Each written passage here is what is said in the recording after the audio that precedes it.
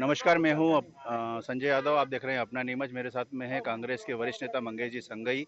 मनासा की राजनीति में खासा नाम रहे हैं और इस बार टिकट के दावेदार थे। पहला तो सवाल ये है कि टिकट नहीं मिला, क्या प्रतिक्रिया?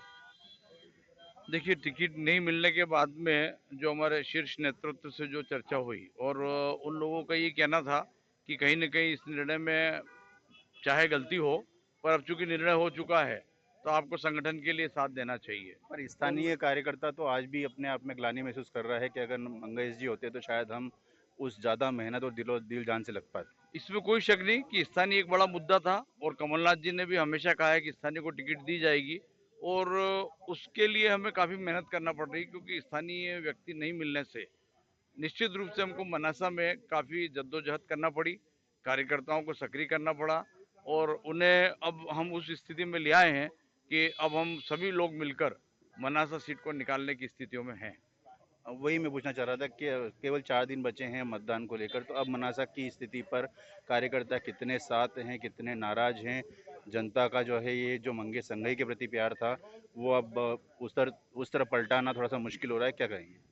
नहीं, मैं कंधे से कंधे मिलाकर उनके साथ काम कर भी रहा हूँ, अलग अलग जाके मीटिंगें भी ली है, कई कार्यालयों का उद्घाटन भी किया है मैंने और सारे कांग्रेस के कार्यकर्ताओं को एकजुट कर कर अब हम 4 दिन बाद जो चुनाव है उसके लिए पोलिंग लेवल पर अपने अपने बूथ लेवल के सारे लोगों को सक्रिय कर चुके हैं।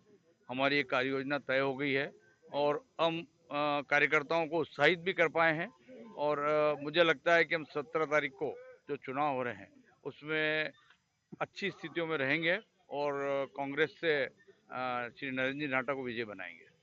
बार बार ये कहा जा रहा है कि माधव जी मारू का 5 साल और जो है नरेंद्र जी नाटा के 15 साल, लेकिन लोग याद नहीं कर पा रहे हैं कि नरेंद्र जी नाटा के 15 साल के अंदर वो एक बांध के अलावा वो कोई उपलब्धि नहीं बता पा रहे हैं। आप क्या बताएंगे?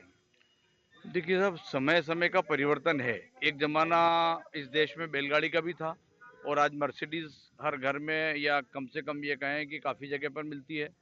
तो उस समय में विकास के लिए इतनी संभावना थी और सबसे पहले जैसे कि आपने देश आज़ादी के बाद से देखा कि अधोसंरचना इंफ्रास्ट्रक्चर डेवलपमेंट का जो काम था वो किया गया।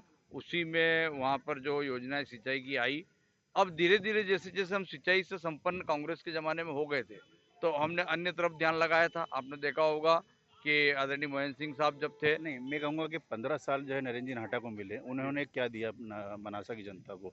इसीलिए शायद खल रहा है कि मंगेश जी संघई होते तो ज़्यादा बेहतर होता। मुझे ऐसा लगता है कि 15 सालों में जो मूलभूत सेवाएं थी जैसे नल बिजली और पानी, इन्हीं सब चीज़ों में हमें मनासा को ज़रूरत थी और चमलेश्वर के माध्यम से वहाँ पर पानी दिया गया और पानी की बड़ी किल्लत रहा करती थी, ये किल्लत दूर की गई। तालाब बनाए गए जिसके माध्यम से सिंचाई और वाटर लेवल को उठाने में मदद मिली। आप देखिए किसान संपन्न हुआ उस दौरान। ये बात दूसरी है कि जैसे जैसे हम एक संपन्नता को प्राप्त करते हैं हम अगली पायदान पर जाते हैं तो हमने स्कूल्स और कॉलेजेस पे ध्यान दिया था। आपको ध्यान हो तो उस जमाने में दिग्विजय सिंह साहब ने काफी बड़ी संख्या में स्कूल्स बनवाए गए थे, तालाब बनवाए गए और जो काम बाकी थे वो चल रहे थे पर सरकार बदल गई थी। ये कहा जा रहा है, जैसे स्कूल की शिक्षा की बात करी आपने, नरेंद्र जी नाहटा जो यहाँ की जितनी भी शिक्षा व्यवस्था है, उच्च शिक्षा व्यवस्था है, उसको मंदसौर ले गए और उन्होंने अपना राजनीतिक जीवन यहाँ दोहा, लेकिन विकास मंदसौर में किया। देखिए साहब, ये आरोप उन पर निश्चित रूप से लगता है और ये काफ़ी जगह पर यही आरोप उन पर लगाए जा रहे हैं। मैं ये मानता हूँ कि कहीं ना कहीं कॉलेज को मंदसौर में ले जाने की वजह से जो कि वो मनासा से लड़ते आए तो उन्हें मनासा में कुछ सौगात देनी थी, ये बात जरूर लोग कहते हैं।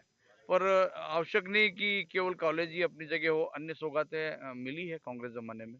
नहीं, मेन उनको शिक्षाविद के तौर पे खासा जाना जाता जी। है। एमआईटी कॉलेज उन्होंने वहाँ खोल लिया है। और ये भी एक आरोप है कि जो है, जब नीमच के कोई भी नीमच मंच का हो जाता है तो आज तक कभी किसी को 1 रुपए का भी डिस्काउंट नहीं मिला या उन्होंने कभी अब वहाँ यहाँ के विद्यार्थियों को अपना नहीं समझा।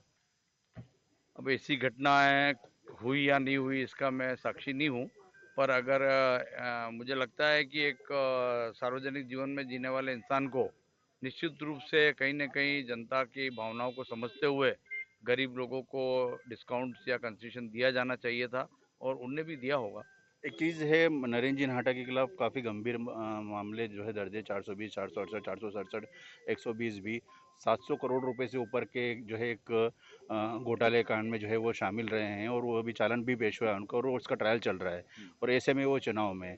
कितना प्रभावित हो रहा है? कहीं ना कहीं देखा जा रहा है कि वो जो जनता है वो इस मुद्दे को खासा ले रही है। देखिए, प्रकरण तो कायम किए जाते हैं, आप भी जानते हैं। अगर उसमें वो आरोपी सिद्ध हों, तो एक कोई बात होती है, और जहाँ तक गुमराह करने की जो बात है, जनता को गुमराह किया जा रहा है। और आप भी जानते हैं कि आजकल जनता हमें अगर स्पष्टीकरण नहीं पहुँच पाए कि क्या मामले हैं, तो कहीं न कहीं इस बात का इफ़ेक्ट तो आता है।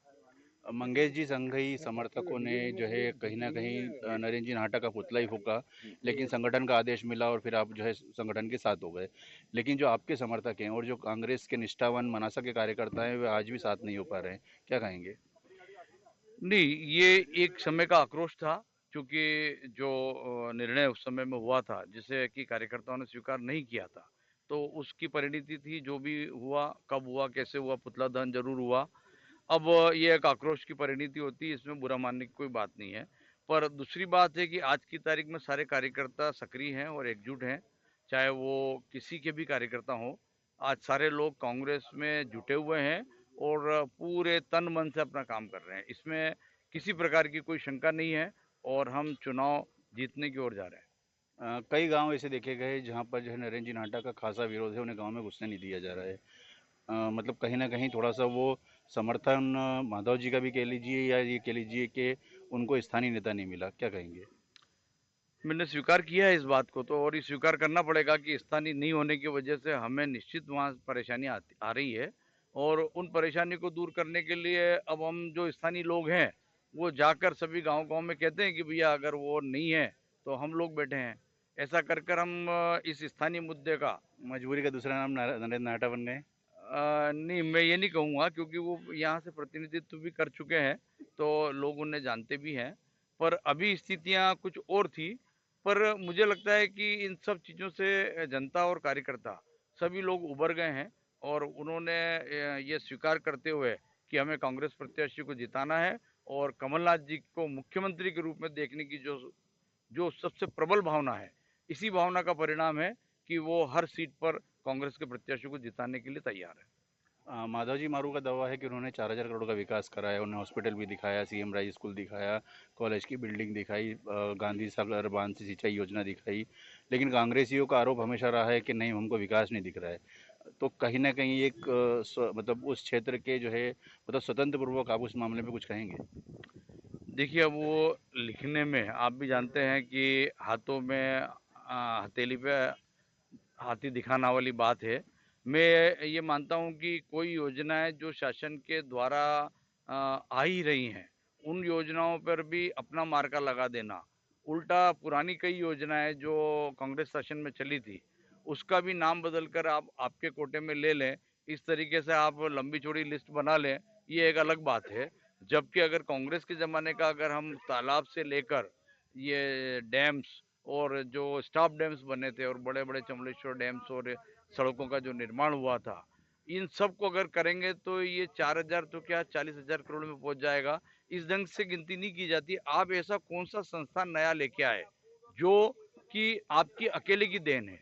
इस बात का विशेष महत्व होता है कि जैसा आपने पूछा कि कॉलेज क्यों नहीं लेके आए नरेंद्र नाटा जी, तो ऐसा कोई संस्थान अगर वो अलग से जो पूरे प्रदेश में नहीं हो रहा हो, वो कुछ लेके आते ताकि उससे कोई अलग विकास मनासा के लिए आपने सोचा होता, आपका कोई विजन उसमें नजर आता, तो हम इस बात को मानते। एक आप आखिरी सवाल, जी। क्योंकि जिस समय जो है आप विरोध कर रहे थे और माधव जी का भी विरोध हुआ, कहा जा रहा है कि कहीं ना कहीं कैलाश चावला जी का ग्रुप, लड्डा जी का ग्रुप अंदरन खाने से जो है आप लोगों के साथ मिल गया है और कहीं ना कहीं सपोर्ट हो रहा है। ऐसा सच में है क्या? नहीं, कैलाश चावला जी का गुट मुझे तो नहीं लगता वो प्रभावशाली रहा है। वो चाहे किसी को भी समर्थन कर रहे हों, पर हम कांग्रेस के नाम पर चुनाव जीत के आएंगे, और कैलाश चावला जी का अगर हमको समर्थन मिलता तो हमें और अच्छी खुशी की बात है। ये थे हमारे धन्यवाद साथ में स्पष्ट बात करने के लिए मंगेश जी संगई। बने रहिए अपना नीमच के साथ। सर।